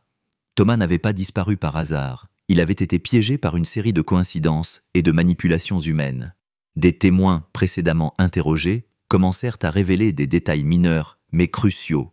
Une personne inconnue ayant suivi Thomas, des rencontres furtives avec des individus qui semblaient inoffensifs mais dont le comportement cachait une tension sous-jacente.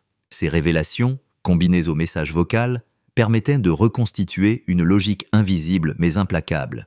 Un réseau de forces invisibles qui avait conduit Thomas à cet état de peur et de précaution extrême. L'un des aspects les plus marquants fut la dimension psychologique de cette chasse. Les enquêteurs, plongés dans l'écoute obsessionnelle des enregistrements, commencèrent à éprouver eux-mêmes les mêmes frissons, les mêmes doutes, les mêmes angoisses que Thomas avait ressenties. La frontière entre l'enquêteur et la victime devenait floue. L'expérience devenait partagée, presque empathique. Chaque décision de Thomas, chaque mouvement calculé, chaque message laissé dans le téléphone prenait un poids émotionnel immense, transformant l'enquête en une exploration de la peur, de la prudence et du courage humain. Une découverte inattendue surgit lorsqu'un enquêteur remarqua des motifs subtils dans le choix des lieux fréquentés par Thomas. Certains endroits, bien que banals en apparence, avaient été utilisés historiquement pour des rencontres clandestines ou des échanges secrets. L'association des indices sonores avec ces lieux révéla que Thomas avait peut-être anticipé son propre danger et qu'il tentait, par des moyens limités mais ingénieux, de signaler à ceux qui sauraient écouter exactement où il se trouvait et quelle était la nature de la menace. La complexité de ce dispositif silencieux impressionna l'équipe. Il s'agissait d'une intelligence stratégique, d'une maîtrise de la survie dans un environnement urbain hostile, orchestré à travers la discrétion et le détail minutieux. Alors que l'étau se resserrait autour de la vérité, une tension nouvelle s'installa. Les enquêteurs comprirent que le danger de la disparition ne résidait pas seulement dans la perte de Thomas, mais aussi dans la fragilité des preuves, dans le fait que la moindre erreur d'interprétation pouvait faire échouer l'enquête. Chaque étape, chaque hypothèse devait être vérifiée, chaque détail recoupé, chaque son analysé avec une précision presque obsessionnelle. La quête de vérité devenait un jeu de patience et de perception, où l'intuition et la rigueur technique devaient se rencontrer pour atteindre le but ultime. Au fur et à mesure que la reconstitution de la soirée fatidique avançait, une image se dessinait. Thomas, conscient de la menace, essayant de manœuvrer à travers la ville, laissant derrière lui des indices à la fois fragiles et précis, cherchant à protéger quelqu'un d'autre tout en essayant de survivre. Les témoins interrogés, les lieux analysés, les bruits décodés du message vocal, tout se combinait pour former une toile complexe et émotionnellement dense, une narration invisible mais palpable, qui transformait l'enquête en une expérience humaine et sensorielle intense. Chaque découverte rapprochait Thomas de ceux qui cherchaient, mais en même temps révélait l'ampleur du danger qu'il avait affronté. L'enquête, guidée par la voix tremblante mais déterminée de Thomas, progressait dans un équilibre fragile entre révélation et suspense, entre espoir et angoisse, créant une tension presque insoutenable, mais nécessaire pour comprendre la réalité de ce qui s'était passé cette nuit-là et l'ingéniosité tragique de ses efforts pour laisser un fil de vérité derrière lui. Alors que les enquêteurs commençaient à dessiner la carte mentale précise des mouvements de Thomas, un élément inattendu fit basculer l'enquête. Une trace de pas, à peine visible dans la boue des ruelles humides, semblait correspondre à un modèle particulier, celui d'une personne consciente d'être suivie, marchant en alternance entre précipitation et prudence. L'équipe, armée de lampes puissantes et de patience obsessionnelle, suivit ces marques avec une intensité quasi obsessionnelle. Chaque pas semblait murmurer une histoire que personne n'avait entendue depuis des années. Chaque empreinte devenait un écho de la peur et de la détermination de Thomas. Mais ce n'était pas seulement la ville ou la nuit qui dictait le rythme de cette enquête. Un facteur humain, plus subtil et plus dangereux, se révéla progressivement. Le rôle d'individus extérieurs, inconnus jusqu'alors, dont la présence avait influencé le parcours de Thomas. Le message vocal contenait des indices à peine perceptibles, des hésitations, des murmures à peine audibles, des références voilées à des personnes dont la simple mention déclenchait un frisson de peur. Les enquêteurs comprirent que Thomas n'était pas seul dans son angoisse, qu'il avait croisé des forces actives, conscientes et peut-être même hostiles, orchestrant des événements dont il devait naviguer avec prudence. Une analyse approfondie des lieux mentionnés dans le message révéla des interactions imprévues.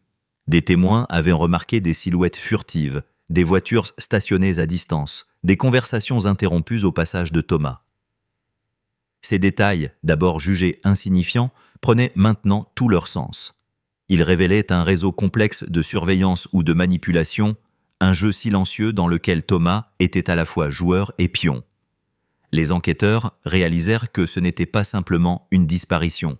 C'était une épreuve de stratégie, où la moindre erreur pouvait coûter cher. L'angoisse de la famille grandissait à mesure que l'enquête progressait. Chaque découverte rapprochait Thomas, tout en exposant la profondeur du danger qu'il avait affronté. Les parents, impuissants mais déterminés, suivaient chaque indice, chaque mot du message vocal, comme si chaque respiration de leur fils pouvait leur être restituée à travers l'écho de l'enregistrement. Les émotions se mélangeaient.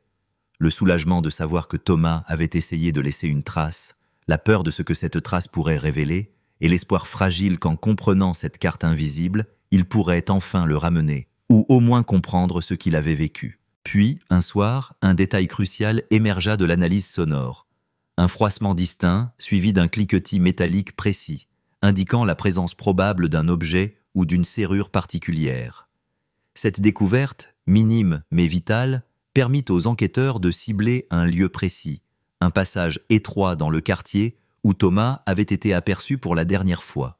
Ils comprirent que ce n'était pas un hasard, que Thomas avait, par instinct ou par calcul, laissé derrière lui un guide sonore, une carte invisible destinée à ceux capables de comprendre ces signaux subtils. La tension dans l'équipe d'enquêteurs atteignait son paroxysme. Chacun d'eux sentait l'importance de la prochaine étape, conscient que la vérité, quand elle surgirait, serait à la fois libératrice et dévastatrice. Le message vocal n'était plus seulement un outil d'orientation. Il devenait une véritable fenêtre sur l'état psychologique de Thomas, sur sa peur, son courage, sa lucidité dans la panique. Chaque silence dans l'enregistrement était étudié avec autant d'attention que chaque mot, chaque respiration analysée comme un code à déchiffrer. La ville, cette entité silencieuse, semblait retenir son souffle.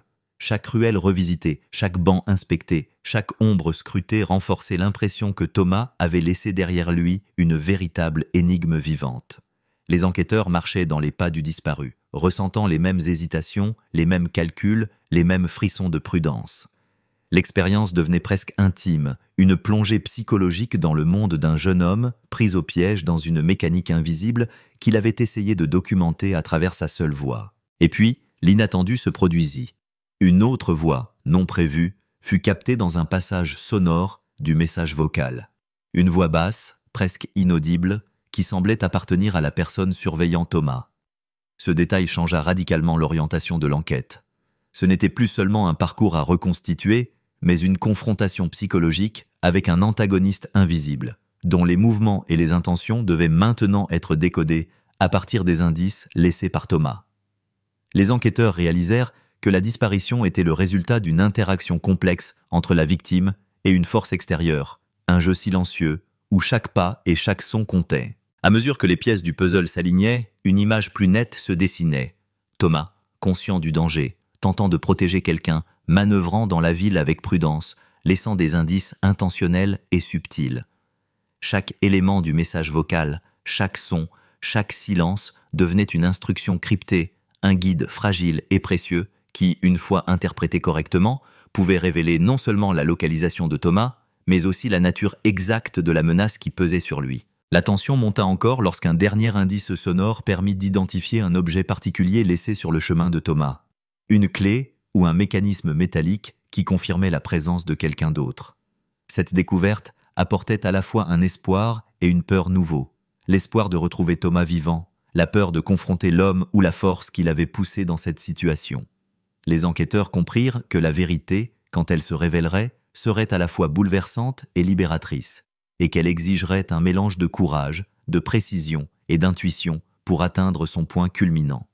Alors que les indices se multiplièrent et que la toile de l'enquête se précisait, une réalité troublante se fit jour. Thomas n'avait pas seulement disparu, il avait été délibérément traqué. Les pas qu'on avait suivis dans les ruelles, les bruits métalliques captés dans le message vocal, chaque détail révélait la présence d'un observateur, calculateur, capable de manipuler l'espace et le temps pour maintenir Thomas dans un état de peur constante. La ville, avec ses ombres et ses recoins, devenait un labyrinthe orchestré par cette force invisible, et chaque enquêteur sentait le poids de cette machination, une pression qui transformait l'enquête en une course contre une intelligence silencieuse mais terriblement efficace. L'équipe de police, consciente de la subtilité de l'adversaire, intensifia ses méthodes. Les sons du message vocal furent isolés, amplifiés, analysés dans toutes leurs nuances. Des détails que personne n'avait remarqués précédemment, un froissement de tissu, une respiration rapide, un cliquetis métallique, se transformaient en indices cruciaux. Chaque son indiquait non seulement la position de Thomas, mais aussi les mouvements de celui qui l'avait poussé dans ce piège. Le message vocal se révélait ainsi être plus qu'un appel à l'aide. C'était un témoignage stratégique, un guide de survie, un fil conducteur que seuls ceux capables de patience et d'intuition pouvaient suivre. Dans la nuit de la ville, les enquêteurs poursuivaient leur quête, marchant dans les pas de Thomas, ressentant ses hésitations, anticipant ses choix. La tension était palpable, chaque ruelle, chaque recoin devenait un théâtre de suspense, et l'air semblait chargé de la présence invisible de Thomas et de celle de l'adversaire. La limite entre la réalité et l'imaginaire se brouillait. Chaque bruit, chaque ombre pouvait être le signe d'un danger imminent ou un leurre, et les enquêteurs devaient interpréter, avec un mélange d'intuition et de rigueur scientifique, ces indices fugaces qui guidaient vers la vérité. La famille de Thomas, tenue à distance par les procédures policières, vivait une tension presque insoutenable. Chaque mot du message vocal était une bouée, un lien fragile avec un fils disparu, et en même temps un rappel cruel de l'angoisse qu'il avait ressentie. Les parents et les amis reconstituaient mentalement le parcours de Thomas, essayant de comprendre ce qu'il avait vu, ce qu'il avait anticipé, et surtout pourquoi il avait senti le besoin de laisser ses traces invisibles. La peur se mêlait à l'espoir, et chaque indice découvert par la police résonnait chez eux comme un battement de cœur lointain mais tangible. Puis vint le moment où une combinaison de détails sonores et géographiques permit enfin de cibler un lieu précis. Une petite ruelle, à peine éclairée par un lampadaire vacillant, correspondait à la description codée dans le message vocal. Le froissement métallique, le souffle étouffé, la cadence des pas, tout coïncidait parfaitement. C'était comme si Thomas avait tracé une carte invisible dans l'espace sonore, un chemin que seuls les plus attentifs pouvaient suivre jusqu'à lui.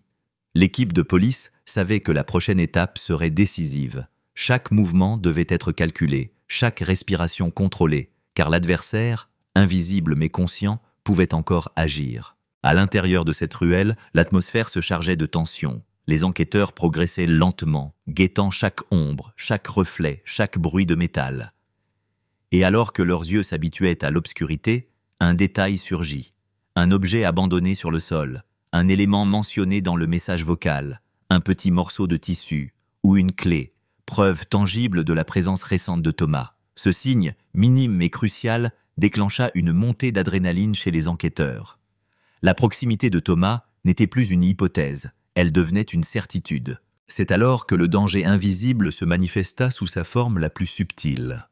Une silhouette, à peine perceptible, se mouvait à distance, semblant observer, jauger, anticiper les mouvements des policiers. Les enquêteurs comprirent que la situation était désormais critique. Thomas était proche, mais la présence de l'adversaire était réelle, immédiate, et la moindre erreur pouvait compromettre le résultat de l'enquête.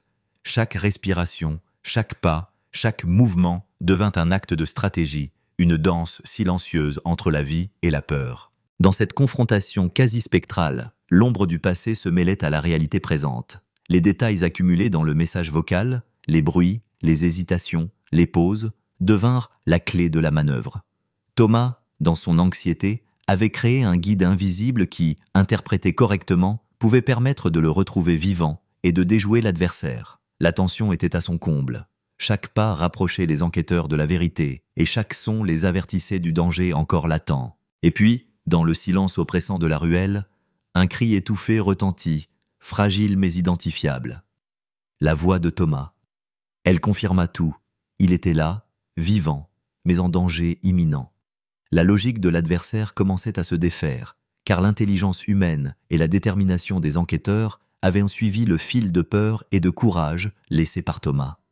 Chaque indice du message vocal, chaque pas dans la ruelle, chaque bruit analysé avait conduit à ce moment. La confrontation entre la victime, la peur et l'ombre qui l'avait traqué. La scène était à la fois terrifiante et sublime. Thomas, tremblant mais lucide, guidé par sa propre voix, attendait d'être trouvé, et les enquêteurs, conscients de l'urgence, se déplaçaient avec la précision d'une opération chirurgicale. Le temps semblait suspendu, chaque seconde pesant comme une éternité. La ville, silencieuse spectatrice, retenait son souffle tandis que l'étau de l'angoisse et de l'espoir se resserrait autour de cette rencontre ultime, où la vérité et le danger se confondaient dans un équilibre fragile mais intensément humain. Le silence dans la ruelle était presque suffocant. Chaque respiration des enquêteurs résonnait comme un écho dans l'obscurité. Chaque ombre semblait contenir un secret. Thomas se tenait là, frêle silhouette éclairée par le lampadaire vacillant, son téléphone toujours dans la main, ultime trace de son intelligence et de sa stratégie. L'adversaire, jusque-là invisible, se révélait maintenant par de petits mouvements calculés, des indices subtils dans l'espace, un souffle à peine perceptible, comme si toute sa présence était une danse avec le danger, un jeu psychologique où le moindre faux pas pouvait coûter cher. Les enquêteurs, suivant le fil du message vocal, commencèrent à assembler les pièces finales de l'énigme. Chaque indice sonore, chaque froissement, chaque cliquetis analysé précédemment révélait maintenant un motif cohérent. La manière dont Thomas avait été manipulé, surveillé, et la logique derrière le chemin qu'il avait choisi pour laisser derrière lui des indices. Les pièces du puzzle s'emboîtaient avec une précision presque effrayante, et la ville elle-même semblait témoigner de cette machination, les murs et les pavés résonnant encore de l'angoisse de Thomas et de l'intelligence calculatrice de celui qui l'avait piégé. Puis, un détail infime changea le cours de la confrontation, un reflet métallique dans une fenêtre à distance. Les enquêteurs l'aperçurent simultanément, et le cœur de l'opération se concentra sur ce point. L'adversaire, conscient d'avoir été repéré, tenta un dernier mouvement pour désorienter l'équipe, mais Thomas, en dépit de la peur qui le paralysait parfois, avait anticipé cette manœuvre, et ces indices laissés dans le message vocal permirent aux enquêteurs de prévoir et de contrer la tentative de fuite ou de menace. C'était un duel silencieux mais intensément vivant, une confrontation psychologique où la stratégie, la vigilance et la compréhension humaine étaient essentielles. La tension atteignit son paroxysme lorsque l'adversaire, enfin visible dans l'ombre, révéla son identité. Un visage connu de la ville, une figure apparemment ordinaire mais dont les actions avaient été guidées par une obsession cachée. L'intensité du moment était palpable. Le piège tendu, le plan orchestré depuis des semaines, tout s'effondra sous le poids de la perspicacité de Thomas et de l'analyse minutieuse des enquêteurs. La lumière du lampadaire révéla les traits de l'homme qui avait orchestré la disparition, et le frisson qui parcourut l'échine de l'équipe de police confirma que la menace avait été réelle, intelligente et dangereuse. Mais ce n'était pas seulement la capture de l'adversaire qui marquait ce moment, c'était la révélation de toute l'ingéniosité de Thomas. Chaque pause, chaque hésitation dans le message vocal, chaque son subtil avait été intentionnel, calculé pour guider ceux qui étaient capables de comprendre. Thomas n'était pas simplement une victime, il était un narrateur invisible, un stratège silencieux qui avait transformé sa peur en un outil de survie et de communication. L'adversaire, malgré toute son intelligence et sa planification, avait été déjoué par la prévoyance et le courage de celui qu'il croyait vulnérable. La confrontation devint un ballet de tension et de soulagement. Les enquêteurs encerclaient l'homme, leurs mouvements précis et contrôlés, tandis que Thomas, bien que tremblant et épuisé, observait la scène avec une lucidité née de l'angoisse et de la détermination. Chaque détail de l'enquête se trouvait soudainement justifié. Les indices sonores, les marques subtiles dans la ville, les hésitations dans le message vocal, tout convergeait vers ce moment de vérité. La peur, la stratégie et l'ingéniosité humaine se rejoignaient dans un crescendo émotionnel d'une intensité rare. Alors que l'adversaire était maîtrisé, Thomas sentit un mélange de soulagement et de fatigue profonde.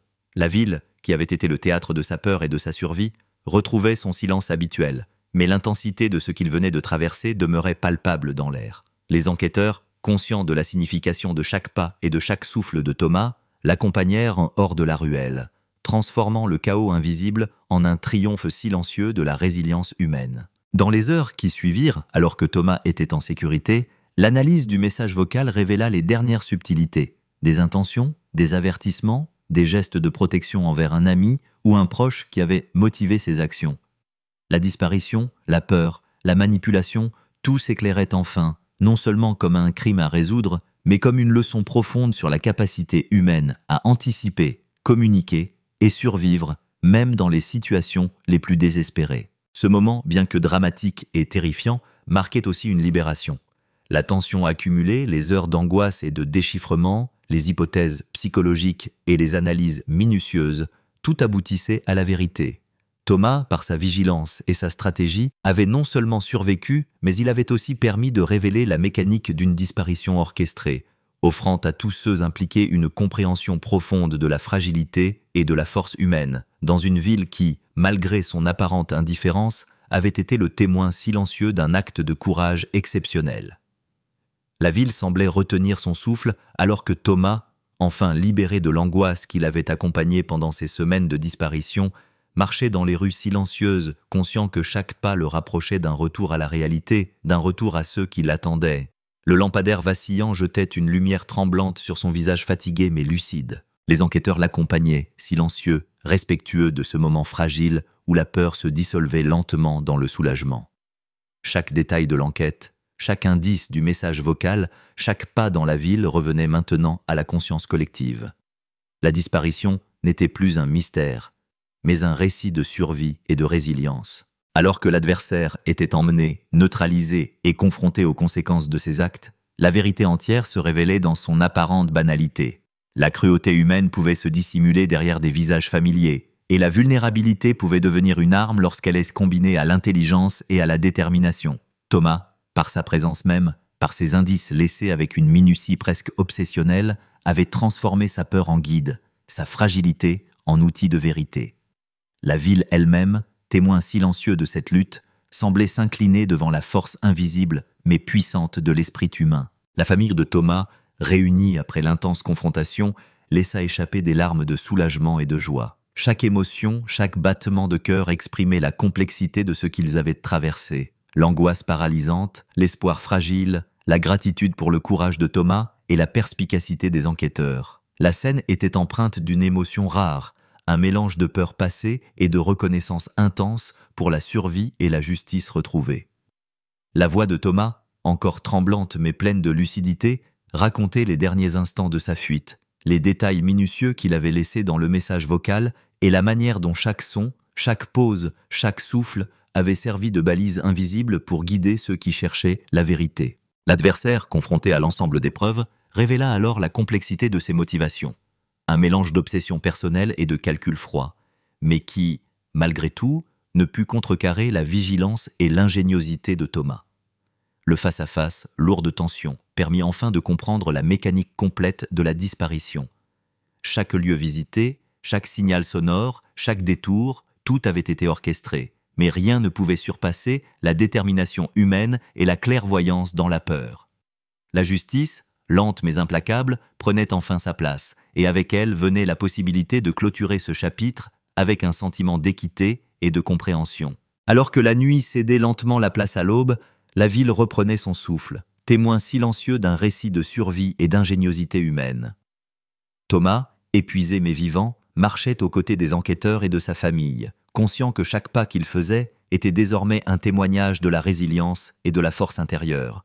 La disparition, la peur, le danger et la manipulation avaient laissé place à la vérité, à la justice et à une profonde réflexion sur la fragilité et la force de l'être humain face à l'adversité. Le message vocal, qui avait été le fil invisible guidant l'enquête, fut désormais conservé comme preuve et témoignage de la capacité humaine à communiquer et survivre, même dans les situations les plus désespérées. Chaque son, chaque respiration, chaque silence contenait désormais non seulement des indices pour la police, mais aussi un symbole d'espoir, de courage et de résilience pour tous ceux qui, un jour, pourraient se retrouver face à l'inconnu et à la peur. Thomas, en guidant silencieusement les enquêteurs à travers sa peur, avait offert plus qu'une simple résolution. Il avait offert une leçon profonde sur la capacité humaine à transformer l'angoisse en lumière et à créer un chemin invisible vers la vérité. Et ainsi, alors que la ville s'éveillait sous les premiers rayons du soleil, la disparition de Thomas de 2006, résolue grâce au message vocal stocké dans le téléphone oublié d'un ami, devenait plus qu'une affaire résolue. Elle devenait un témoignage vibrant de courage, d'ingéniosité et de la complexité des relations humaines, une histoire où le danger, la peur, la stratégie et la justice s'entrelacent pour révéler la puissance silencieuse de la résilience humaine. Chaque spectateur, chaque lecteur ou auditeur pouvait ressentir cette leçon. La vérité, aussi cachée soit-elle, finit toujours par émerger lorsque la détermination et l'ingéniosité humaine la cherchent avec intensité, patience et humanité.